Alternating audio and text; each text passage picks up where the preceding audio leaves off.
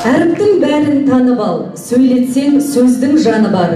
Ахмет бабам айтқандай, санаңа тоқып, жазып ал дегендей, әліппенің атасы атанған Ахмет Байтұрсынұлы атамыздан ұрпаққа мәңгі өлмес, мол мұра болып қалған оқулығымен бірінші сынып оқушылары қайта қауышып, қуаныштарында шек жоқ. Осы қасиетті кітап әліппе оқулығының құрметіне арнайы жазылған.